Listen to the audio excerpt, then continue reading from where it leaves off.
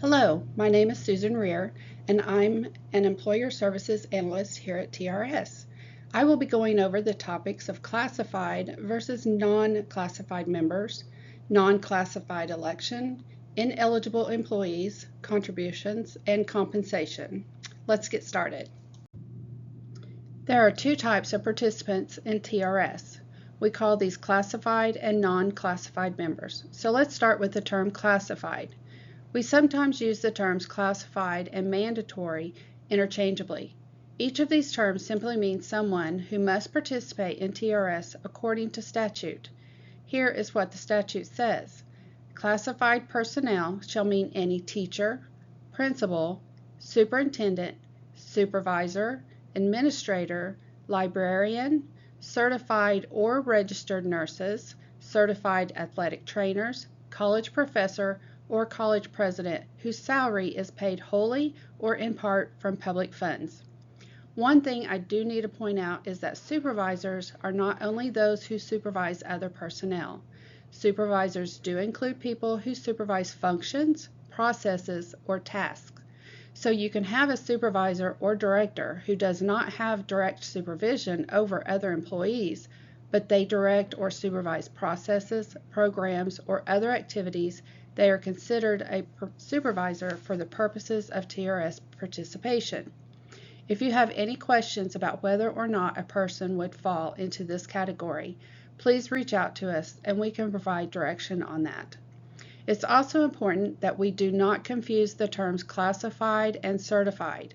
You can have someone who is in a classified position that does not have certification, and someone who is certified but is not in a classified position.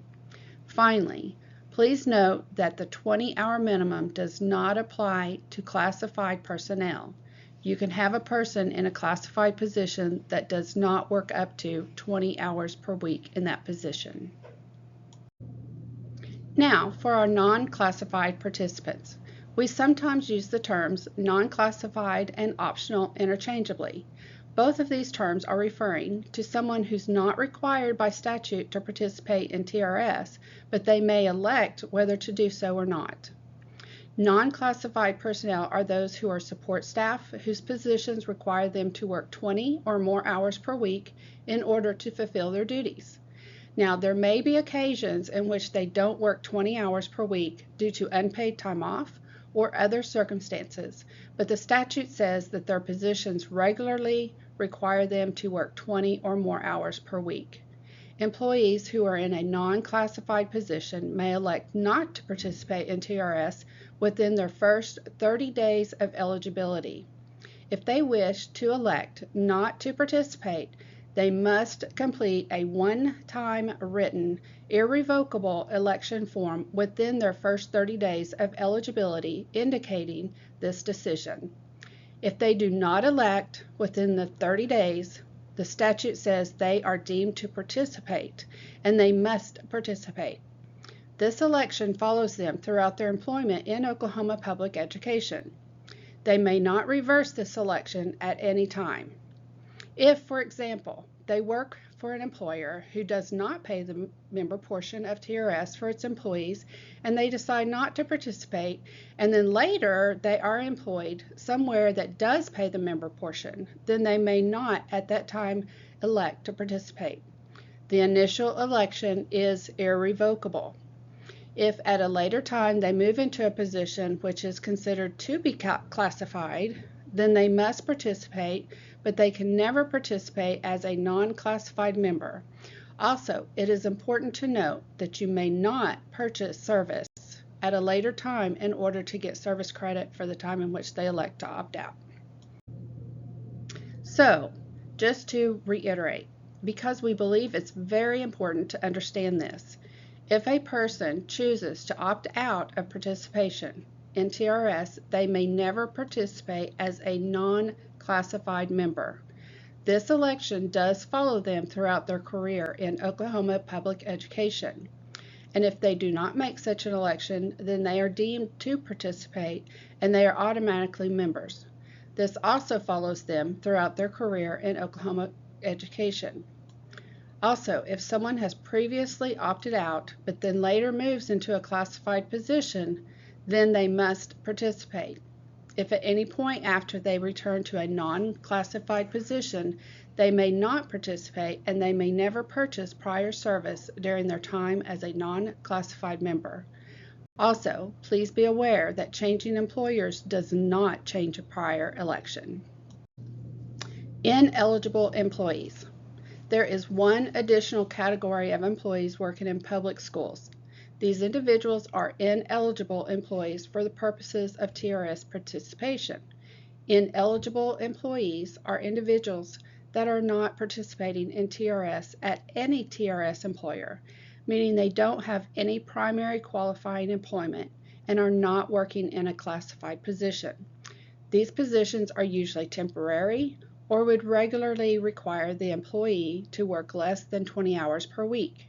Also, any temporary, seasonal, or substitute employees are ineligible to participate in TRS. No student or graduate assistant workers are eligible to participate. Finally, any contractors or consultants who are working under a contract as approved by TRS are ineligible to contribute. As always, if you have any questions about the eligibility of an employee, please reach out to Employer Services and we will be glad to help you determine their eligibility. Please keep in mind, if a member is retired and receiving a monthly benefit from TRS, the employer will be required to submit contributions on all work performed, whether it is eligible or ineligible. An ineligible employee may work in a non-classified position if they work fewer than 20 hours per week. Why is eligibility information so important? An employee's overall eligibility and participation in TRS determines whether retirement contributions are due on their compensation. As a pension plan, TRS accepts contributions from eligible employees to fund a member's eventual retirement. Contributions are due to TRS on a member's regular annual compensation, which I will go over in my next slides. Employers must send TRS contributions at the following rates.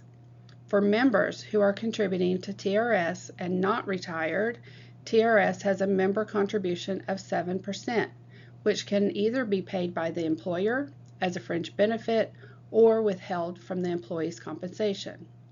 Additionally, employers must pay contributions of 9.5% of the member's compensation. That rate is 8.55% for comprehensive and regional four-year colleges.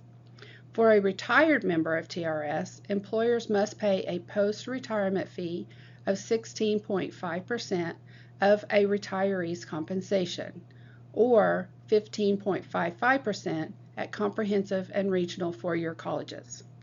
Compensation from federal funds or externally sponsored grants have additional contributions due. These rates are set annually.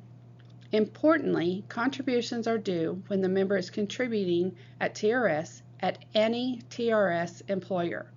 Contributions are owed to TRS based on the member's overall participation in TRS, not the individual job duties. For example, a teacher that also drives a bus for 5 hours a week will have contributions due on all of their regular annual compensation, not just the salary that is related to teaching.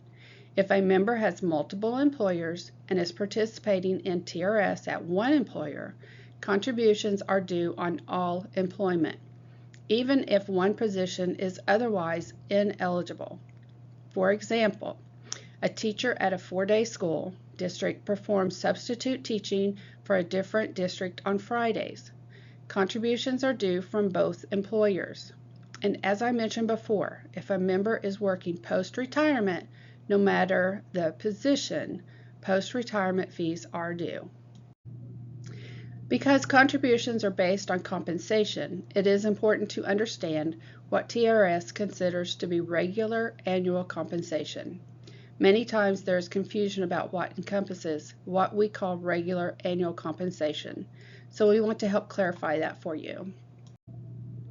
So, what is regular annual compensation? Regular annual compensation is a person's salary plus their employer-paid fringe benefits. This is the amount on which contributions must be remitted.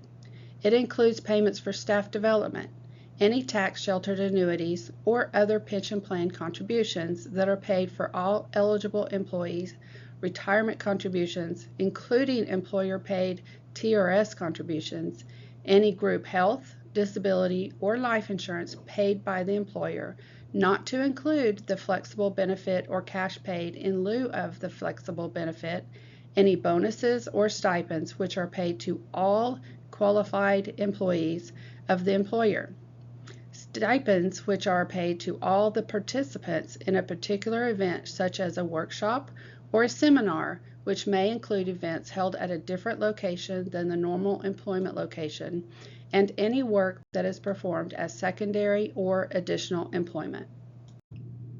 What is ineligible compensation? Ineligible compensation includes any expense reimbursement payments, any expense or maintenance allowances, any payments for unused leave, such as sick leave or vacation, any payment made for termination or buyout or retirement, payment earned as a contractor or consultant which meets the requirements of the statute and is approved by TRS, stipends not given across the board, any higher education adjunct with no other qualifying employment, or any other compensation that's not specifically included in the statute, which can also include payment for national board certification. Let's talk about state credit. State credit is a payment made from the State Department of Education to TRS to offset a portion of the member contributions that are due to TRS for full-time certified employees. Employers apply that credit in the process of monthly reports. It reduces the amount that is owed for member contributions. The statutory requirement for a member contribution is 7%. So the state credit reduces the total amount that the member must pay out of their paycheck. When you add state credit to the remainder of the member portion, you get the total 7% member contribution.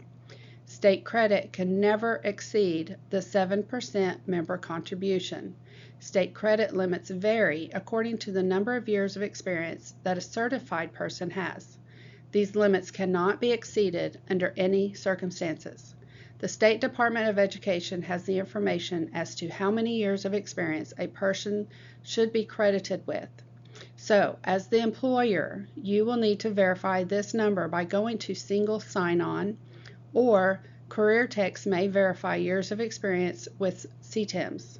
Please note, TRS service credit is not the same as SDE experience.